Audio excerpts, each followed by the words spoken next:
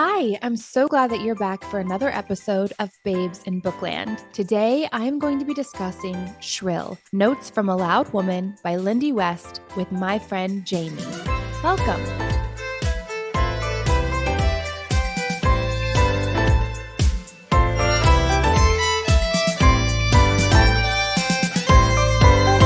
Hi, Jamie. Hey there.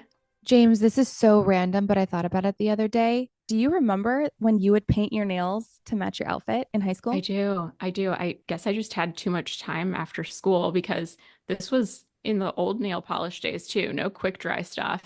But I have to admit now I don't wear nail polish at all. Really? If you don't wear it, you don't have to worry about it chipping and maintaining it. I wonder what Lindy West would say about this topic. Because she's a fancy lady with her red lips and her blonde hair. I think that Lindy is all about people finding the things that make them feel good and feel like they can move through the world more confidently. Embracing those things that make you feel like a powerful woman, whatever they may be. For me, it really is nails. When my nails are painted, I feel like I can take on the world a little bit more. Yeah. Yeah, no, I definitely like it. It's just, It's a you know, task. you It's a gotta, task for it's a sure. task. So you do you. Exactly. Okay, let's get into Shrill. It was released in 2016, and this is her dedication for dad. Unfortunately, her father passes away, and that's one of the topics that she discusses in the book. And she talks about how he never really got to see her have this success as a writer and find happiness in her life. And that was really hard for her because she was really close to her dad. I think that was really sweet and special that she dedicated this book to her dad. I love book dedications. I always find it so fascinating who people decide to dedicate their books to. Overall, I know it's been a while since you read this book, but you recommended this book to me, so you liked it. I definitely did. While I can't say point by point what I remember from it, I just remember walking away from it feeling really empowered by her story. Just in the title, shrill, I think is a term that is often only used for women, right? And it's Mm-hmm. used to further keep us quiet, right? Definitely has a negative connotation. Yeah, someone who has found their voice and uses it in a big way. And she's also a woman who self-describes as fat, recognizing that that's only one piece of her. That's part of her identity, but it's not all of it. And you definitely see those layers to her throughout her story.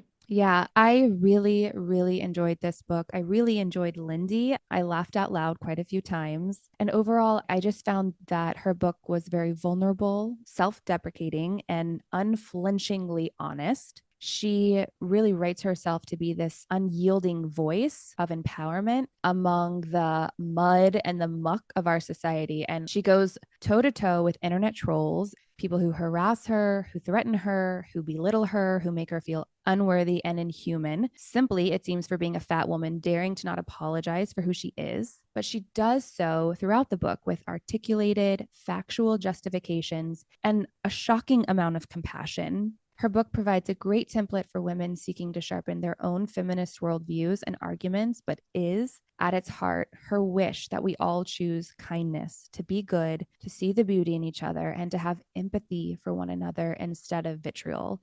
It was interesting for me to read this all with what's going on today in our society and our culture. I do think that there's a lot of good out there. I think there are a lot of really amazing people trying to make the world a better place.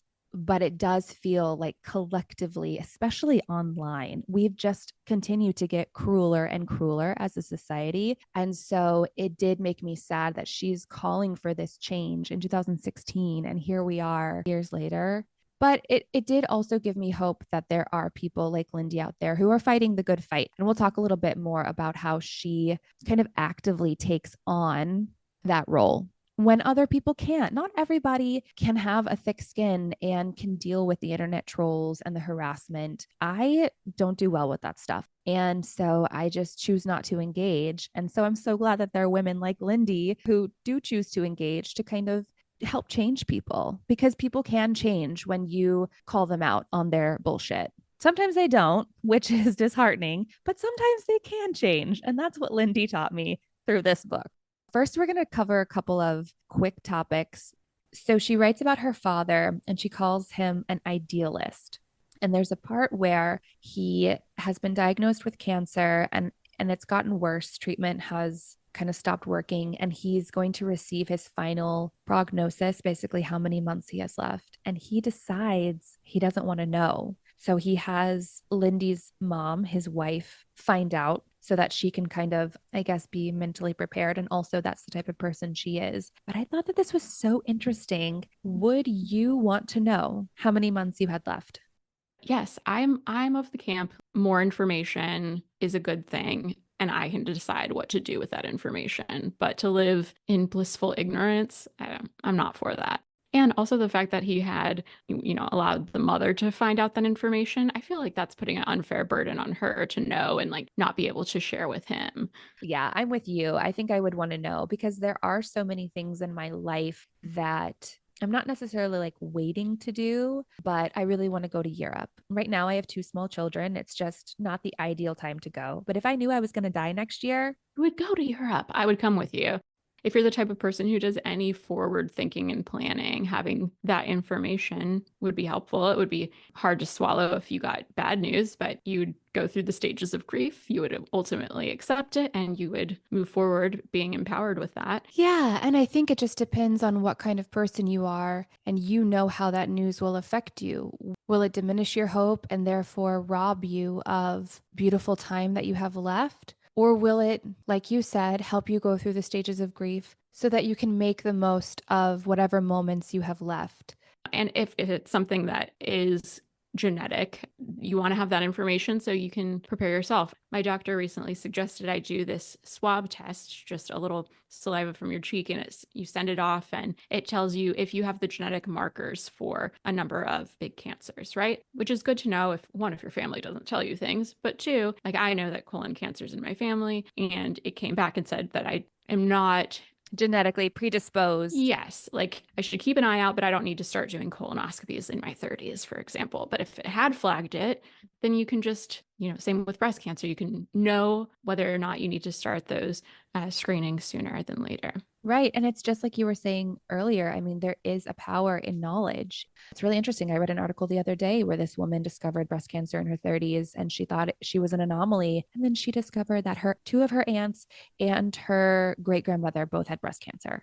Maybe this is just maybe a good opportunity to check in with your family and ask them point blank, what are the health diagnoses and mental health too? Like knowing, do we have a history of depression and anxiety in our family? Whether or not diagnosed, did we see any indications of that? You can just probably find a doctor checklist and You're give it to them and say, can you make sure I complete this you're gonna accurately? have so many people who are like, well, yeah, you know Meemaw's crazy, but she's never been diagnosed with anything.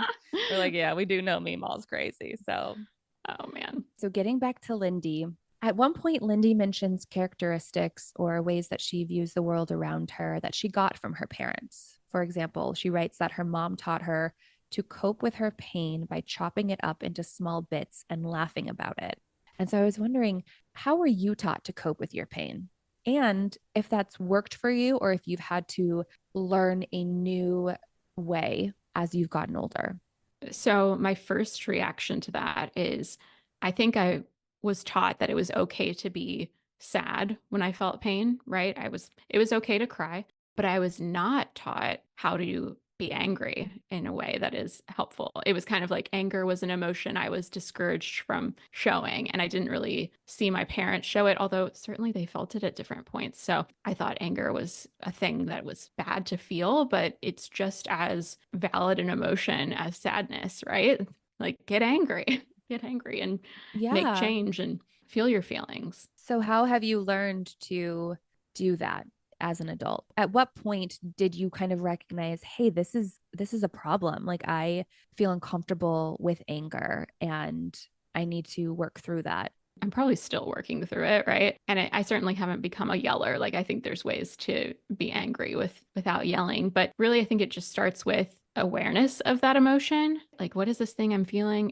If you've ever seen, I think it's called the emotion iceberg or something along those lines, feelings iceberg, where it shows, the tip of the iceberg and then what's really underneath it. And of course, there's endless amount of emotions you could feel. But yeah, just kind of exploring, like, what is this feeling? Is it sadness? Is it anger? Is it both? Right? That exists. And how am I going to process it? Because yeah, shoving it down, it'll only resurface later, or it'll resurface in harmful ways. So, I think for me, acknowledging it, naming it, talking about it, and if there's ever another person involved, if it gets to the point where it's something that I can't just slide off my shoulders, it's not a small problem, it needs to be worked through, having that discussion with this person or people about how I felt and why.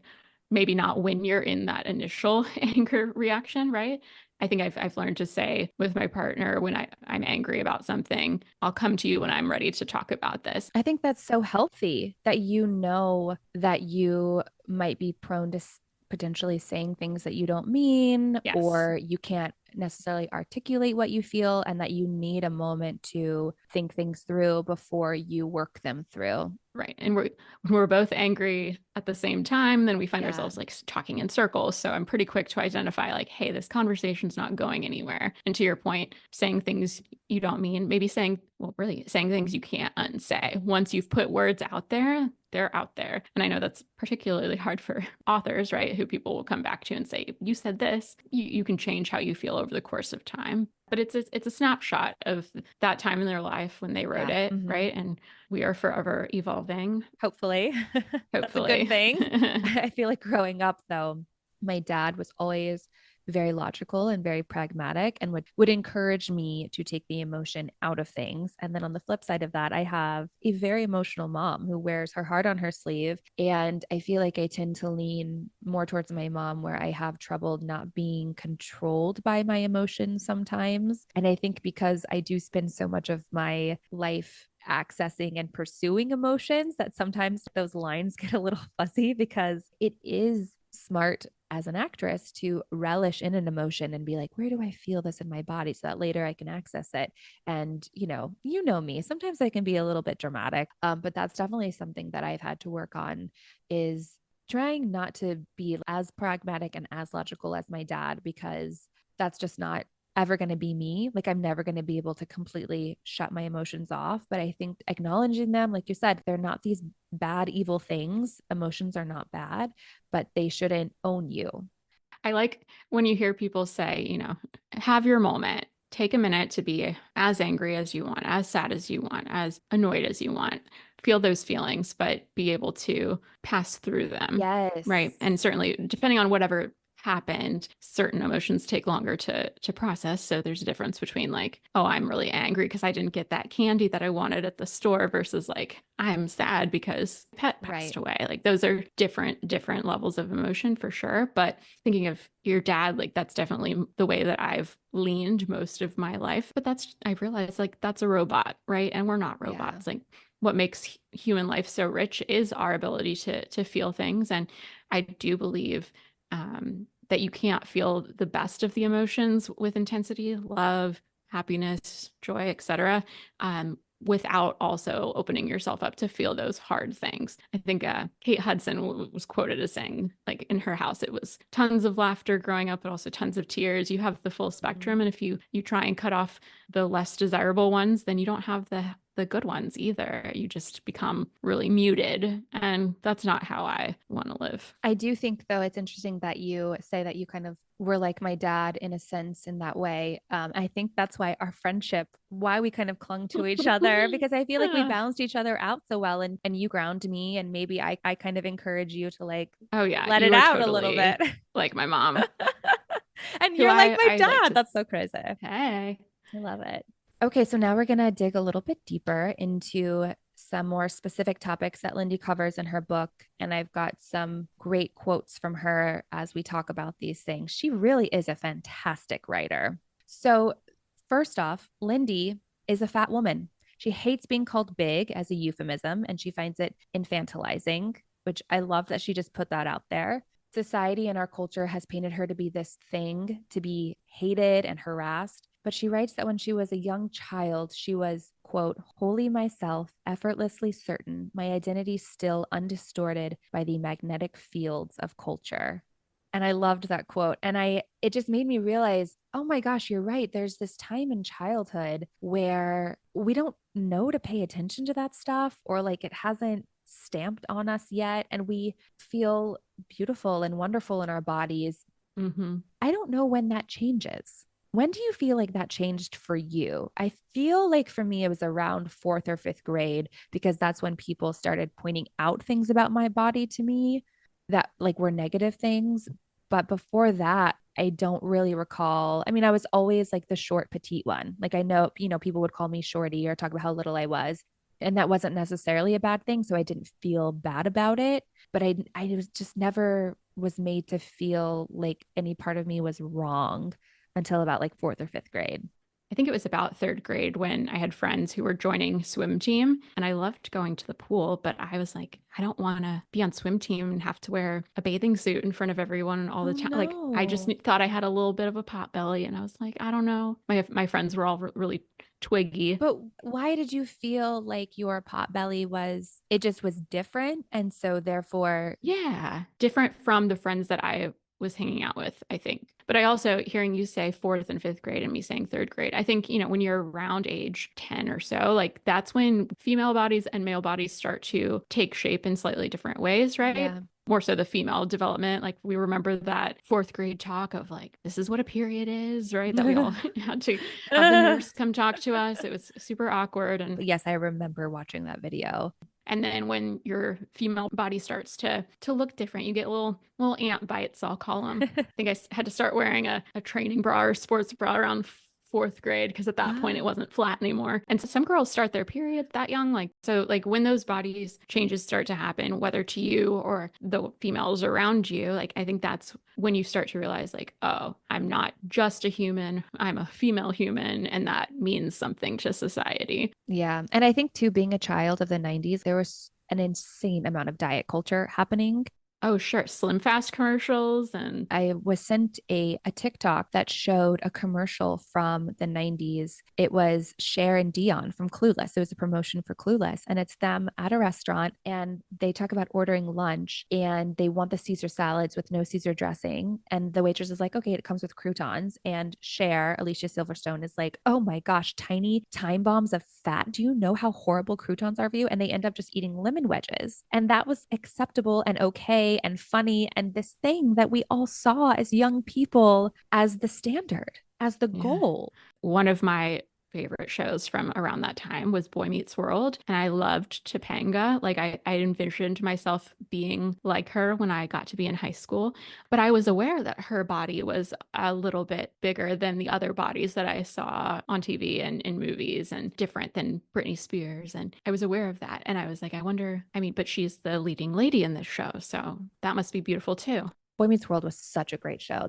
Lindy continues to write that as her body grows into young adulthood, she becomes aware that, quote, there were people sized people and then there was me. So, what do you do when you're too big in a world where your bigness is cast not only as aesthetically objectionable, but as a moral failing? My heart really broke for her because you're already dealing with hormones and just all of these crazy feelings. And I mean, on top of that, like school gets really difficult then. You're also feeling pressure to perform at a certain level so that you can get into college because that's what we're all told is what we're supposed to do so that we can have happy endings or whatever. And on top of that, she feels that she is just a walking moral failing. She's made to feel that way. I can't even imagine that. I felt awkward and weird and whatever, but at least I didn't feel like because of my body, I was a moral Yeah, failing. no, and I think unfortunately, people in fat bodies still are made to feel that way on the regular. And this flash forward 8 years since she wrote this, you know that I, like you, live in a straight sized body. Unlike you, I had a period where I was on the cusp of plus size, but never to the point where, I didn't comfortably fit in an airplane seat, which I know she discusses, or like never had to go to a plus size store to buy clothes. And I have a good friend of mine who that's been her reality her whole life. And she's kind of opened my eyes up to ways that I could be more inclusive of others, no matter what their body size may be. But the idea that it's a moral failing, I think it is inextricable from our diet culture that people are treated that way, because diet culture wants to sell you this belief that your body could be made smaller and stay that way. And if you actually look at research, diets don't work in that. Even if you sustain dramatic weight loss, the percentage of people who can keep it off beyond 5 years, it's negligible. There is a genetic component to body types, and you're born and your body is, you can change it, give or take a little bit, but like your body might teeter towards a bigger size. And like, we need to be okay with that and not shame people for that, right? We are, as a society, taught that people can change their bodies in these drastic ways. Remember that show, The Biggest Loser. The Yeah. Biggest Loser? You see what those people had to put themselves through, and you hear now people are coming forward with stories. Oh, what they showed you guys on camera was like the best of it. I mean, we were not eating. That's anorexia and Yeah, and yeah. dangerous. I mean, these people were kind of killing themselves, and you shouldn't have to kill yourself. No. To do what? Like, Exist in our world to not be a moral failing. Like, what the to hell? be accepted by others. Like, yeah, if you are in the company of people who aren't accepting you because of your body, like, get them out of your circle and find people who will love and accept you. But the hardest thing, because Lindy talks about this, is accepting yourself. Accepting yourself, for sure. That's the biggest thing. When society is holding this mirror up to you saying you're wrong, it's just going to be a part of your brain and a part of your psyche. That takes so much work and effort to overcome. Yeah. It's really hard to be your own best friend, as everybody is trying to tell us to be, to have that voice inside your head, be kind and encouraging instead of the voice of society reflected Yeah. back to you. Something I like to do with myself, because, as I explained earlier, I had a period where I was larger than I was in high school, and it was around college. And then after a couple of years, got down to a smaller size, not all through healthy methods. I will admit, for the past few years, I've really embraced intuitive eating and moving for joy, and I don't weigh myself, and I buy clothes that fit the body I have, and I try to have this kind of neutral approach and just appreciate my body for what it does more so than what it looks like. But it's hard because sometimes I do find myself slipping back into old habits and wanting to try and make my body look a certain way. And when I do, I ask myself, why? What is it that is making me feel like I need to do this? And if you keep going down the why train, just ask yourself why to each question that you answer and why to that answer and so on. You kind of realize it all boils down to just wanting to feel loved and accepted by yourself and others. And I think we're sold the idea that having a slim body is the way to do that. But we all know that there are plenty of very depressed, slim people. And I don't want to get to the end of my life and say, like, my greatest achievement was being petite. Yeah, you're exactly right. Lindy basically says this. I mean, she tried to make herself small as an adolescent because society had shown her that smallness equaled goodness and fat equaled bad. And she writes, as a woman, my body is scrutinized, policed, and treated as a public commodity. As a fat woman, my body is lampooned, openly reviled, and associated with moral and intellectual failure.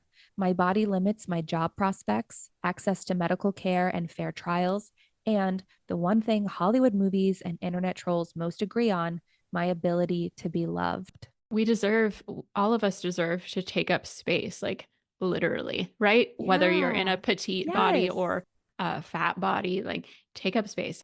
Yeah, I completely agree. We just want to feel that we're worthy of that space, worthy of being loved. Like it matters to the people around us that we're here.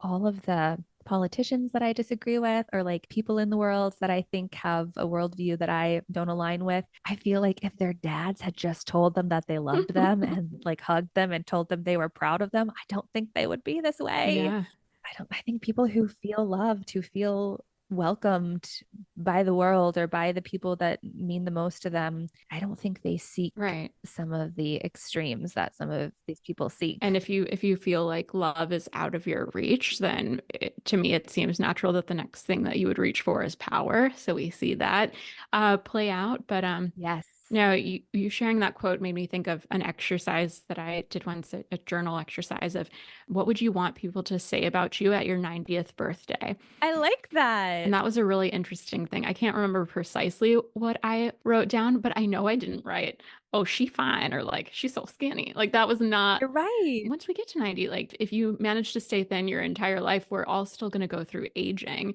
And of course, we know people are constantly trying to sell us things to prohibit that from accelerating at the pace it will, but like you're gonna, right? The alternative is dying, Death, right? right? Yeah. Yeah, Or looking like an old person who's had work done to look young. Nobody looks authentically young who isn't. totally agree with you. Lindy's whole thing is very reminiscent of the idea that we should just judge one another based on character and not physical appearance. Right. I will also say, I don't want anything that I've said to this point to make it seem like I think that we shouldn't think about our bodies at all, because that's not the case. Like, we are not just heads on top of bodies, we are full humans, and having a body is a big part of that. But my hope is that for myself and others, that it'll be less about what it looks like. Of course, you can choose what you want to wear that reflects your feelings and values. Do what makes you feel good and feel presentable to the world, but focus on what makes you feel good. Right. Let's get back to Lindy. This book is really her journey to her confidence, her voice, her self worth. She writes about the body positivity movement of the early aughts. I remember it, and it was really lovely because for the first time, I did feel like we were being allowed to, as women, celebrate ourselves as we were instead of being told that we were supposed to fit into this mold. And so I appreciated it. But I also wanted to talk about body neutrality. And I read an article recently, and I know I shared it with you. I find such a relief when I think about the idea of body neutrality because it feels like it takes some pressure off.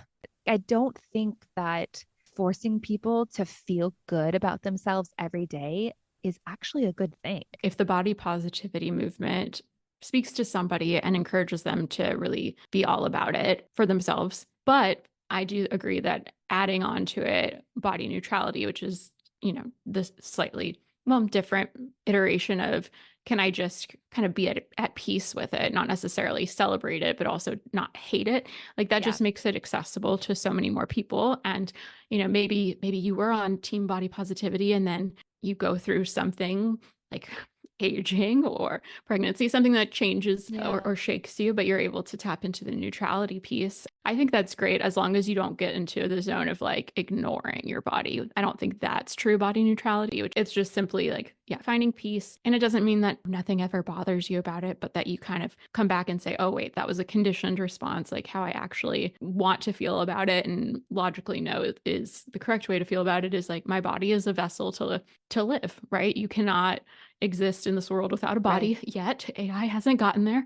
Um, Yeah. so yeah, I think that's great. I've also had a therapist mention, like, what if it was just body awe, like meaning being in awe of all the wonderful things that your body can do and feel. Yeah, body positivity and attaining it and sustaining it over the course of our lives would be really challenging unless you're like Blanche from Golden Girls, who just, thinks she's hot shit even as a senior citizen. But for most of us, like with time, right, appreciating what your body can do for you at that point is really key. Lindy writes about how women would come up to her all the time and ask her how she found her voice. And she says that it isn't a one size fits all situation. You just kind of realize that the things you thought would kill you don't, and you become stronger. And she also writes the process of embodying confidence was less about convincing myself of my own worth and more about rejecting and unlearning what society had hammered into me. And I think that's such an important thing that we have to do at some point in our lives is unlearn shit. Can I tell you something that I feel like I've been unlearning is how do I exercise body neutrality with others, right? Because I think I'm thinking of your little girl, and it's just a knee jerk reaction to be like, oh, you're so pretty. Oh, you're so cute. Like all these things that are complimenting her based on physical appearance. And same with friends. Oh, you look great. Oh, your hair, da da da. But can we start to uplift each other about things that are not physical? Or if they are physical, like, wow, your body just did that really cool thing, that really amazing thing. You ran that race or you birthed those babies. Look at You your go, girl. body. You birthed that baby. Yeah, like, not like, "Oh, you look so great, you just had a baby." I wouldn't believe it, right? That would be, like, toxic positivity, but Yeah. yeah, how can we uplift each other based on things that are not about our physical appearance? I think it's okay to give people compliments on their physical appearance too, because I think sometimes that's just, like you said, a knee jerk reaction. I mean, or like, especially with strangers, typically that's like the It's first. a low-hanging fruit, as long as Yeah. that's not the Yeah. only thing, though, that it's a mixture, like, because you complimented my picture earlier, which, made me feel good, but I felt like you give me so many other compliments and uplift me on, like, the person that I am too, versus Yeah. like, "Oh, have you lost weight?" Like, let's not say that to anyone ever again. Let's just not. Yeah. How you respond to people when those things happen day to day, like that is a part of our living activism, right? Like making change in our little neck of the woods, on a small scale. And you don't have to shame people at all, but just like hey, I wonder if you know that when you say this, it actually makes me feel that, or it could make somebody feel that. And that might be a little light bulb for them that, huh. Yeah. Not making like a big thing about it, but just inviting people into your changed mindset. Lindy talks about the way that media portrays the whys of fatness. People are fat because they're lazy. They eat 6,000 calories a day, only McDonald's. She writes, the fact is, I'm fat because life is a snarl of physical, emotional, cultural forces, both in and out of my control. I'm fat because life is life. Who are we? Like, we're not doctors. We're not like, we're just these passersby laying so much judgment. And it's like, why does the world need our voices and opinions on each other so much? Yeah, It like doesn't. like, why does anyone care how big her body is? Girl, that was truly, as I'm reading this whole thing, I'm just like, why do people care? Why? But Yeah. they do, obviously. I mean, she is a very powerful voice in fat activism. And she has to be because people do make it their business to make other people's business their business. And it's just like, why are we like that? Where did this come from? Yeah, the whole, like, my body is not anyone's business but my own, nor is yours, like, that awareness really transcends so many things beyond fat positivity and acceptance and body positivity, and it gets into the area of, like, abortion Yeah. rights, right? Their body, their business, like, it doesn't have Doesn't, anything I to know, it do doesn't with you. concern you. And It doesn't. if you're just commenting on it because there's, like, a rooted fear in you, then Yes. we go to therapy, do the work. I want to just read this last quote. She writes, what if I could just decide I was valuable and it would be true? Why instead had I left that decision in the hands of strangers who hated me? Denying people access to value is an incredibly insidious form of emotional violence, one that our culture wields aggressively and liberally to keep marginalized groups small and quiet. So she kind of does give us a why. Her writing is so interesting to me because it's provocative in a way that like it gets you, or at least for me as the reader, to feel things, to feel for her, to feel for this world that she has to live through that is different from the world that Right. I'm living in because of our body sizes. That's why this book is truly not just for people who see themselves in Lindy's story, but for people who don't, too, just to know how a large part of our world likely experiences our society. Opening your eyes to the fact that other people exist in this world and they have different things that they're dealing with. And I think when you get out of your bubble and you really view the world with wider open eyes, it makes you a kinder, more compassionate, more empathetic person, which is truly what the world needs more of now. So much to both learn and unlearn. Yes, exactly. So she gets into this section where she talks about internet trolls. The amount of harassment and death threats that this woman has received is was truly, truly appalling. Why do people love to like tear each other down instead of lift each other up?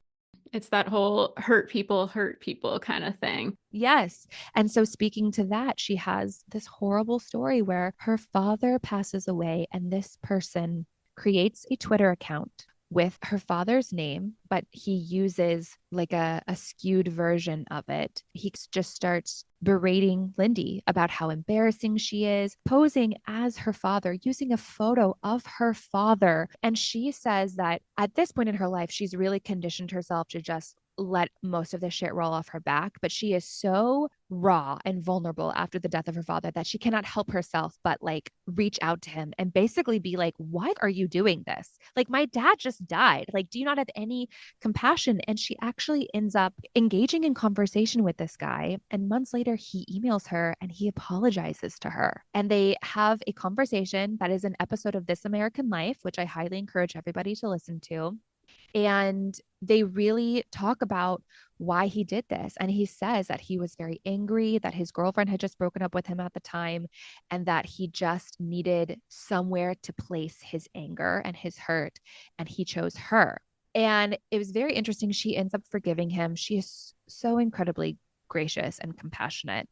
But she writes, "It's frightening to discover that he's so normal. He has female coworkers who enjoy his company. He has a real human girlfriend who loves him. They have no idea that he used to go online and traumatize women for fun. How can both of these people share the same brain? Trolls still waste my time and tax my mental health on a daily basis, but honestly, I don't wish them any pain. Their pain is what got us here in the first place. If what he said was true, that he just needed to find some meaning in his life, then what a heartbreaking diagnosis for all the people who are still at it. I can't give purpose and fulfillment to millions of anonymous strangers, but I can remember not to lose sight of their humanity the way they lost sight of mine. It's hard to feel hurt or frightened when you're flooded with pity. It's hard to be cold or cruel when you remember it's hard to be a person." That gave me chills. Beautiful as that is, making me tear up. Yeah, but to her point, like it would be much easier to understand if she encountered him and she was like, "Oh, check, he's actually a psychopath, like doesn't understand human emotions." But the fact Right. that he does, yeah, how do you negotiate those? But yeah, it's back to that hurt people business. It's hard when you're the target of something so cruel and so unnecessary. It's so hard to turn around and have compassion. Just thinking about what kind of country and world do you want to live in, right? And do you want to Yeah. live in a dog eat dog kind of place or a more Pile of kittens kind of place. pile of kittens? I'll take the pile of Well, kittens, yeah, and please. it's like that saying, when we grew up, like if you have nothing nice to say, just don't say it at all. Well, that's the golden rule, right? But yeah, this troll, he just needed a place to put his anger. It's called a journal, people. You can write anything you want in your journal, and then you burn it. Okay, so there is a very important part of Lindy's book where she kind of takes on the stand-up community and the comedy world, specifically when male comedians would make jokes about rape. And she publicly tackled men making rape jokes during their stand up shows. There's a whole discourse of it online. I was really taken aback when I read this section by the amount of defensiveness. Basically, all these men were saying, like, it's just a joke. We're not glorifying rape. But when you laugh about something as horrifying as rape, it sort of normalizes it and it makes it seem like it's something to laugh about.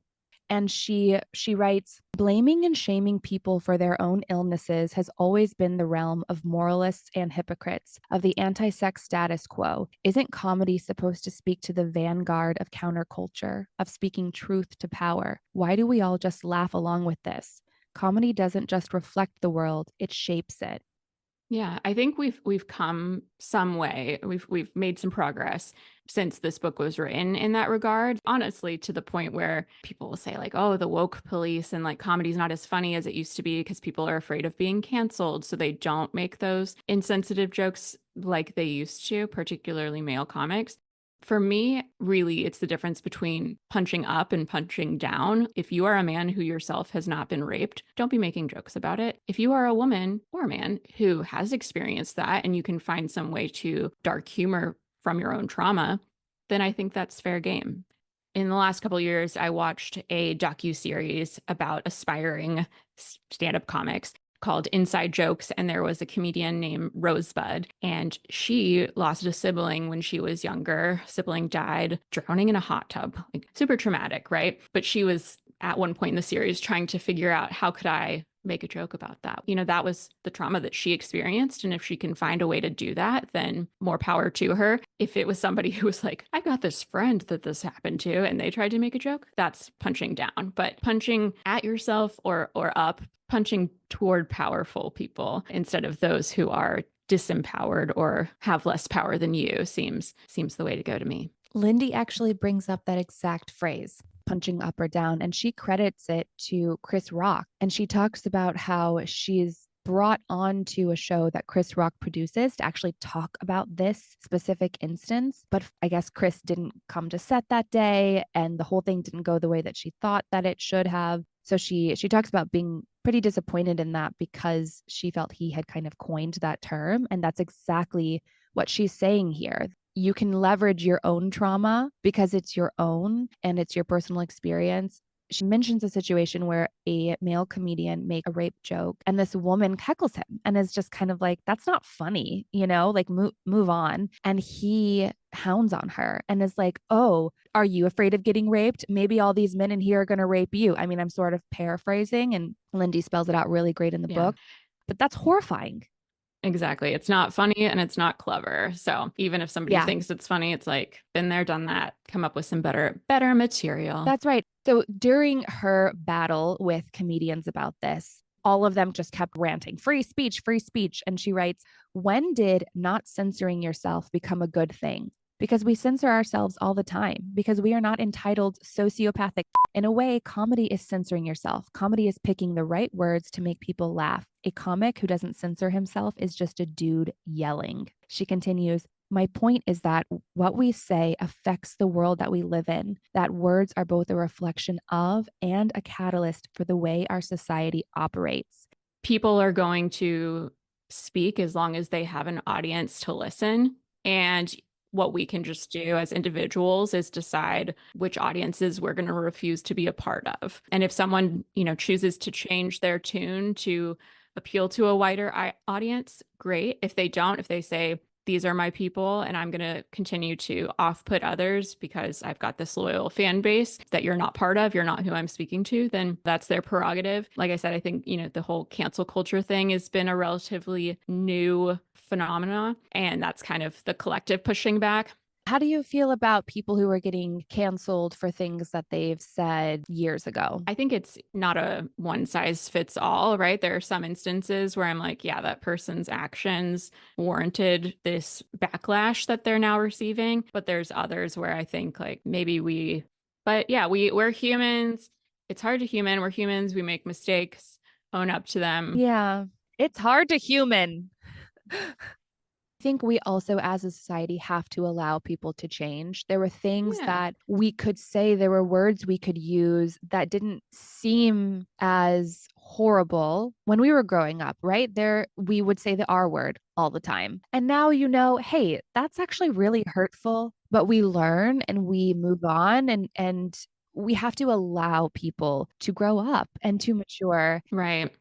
And it doesn't mean that was okay before. It just means we know better now. And there's plenty of things we're doing today that 20 years from now will be like, oh man, can't believe we used to do that as a society or accept that. Exactly. There's a quote from Lindy that I'd like to read. She writes, women matter. Women are half of us. When you raise every woman to believe that we are insignificant, that we are broken, that we are sick, the only cure is starvation and restraint and smallness. When you pit women against one another, keep us shackled with shame and hunger, obsessing over our flaws rather than our power and potential, when you leverage all of that to sap our money and our time, that moves the rudder of the world. It steers humanity towards conservatism and walls the narrow interests of men, and it keeps us adrift in waters where women's safety and humanity are secondary to men's pleasure and convenience.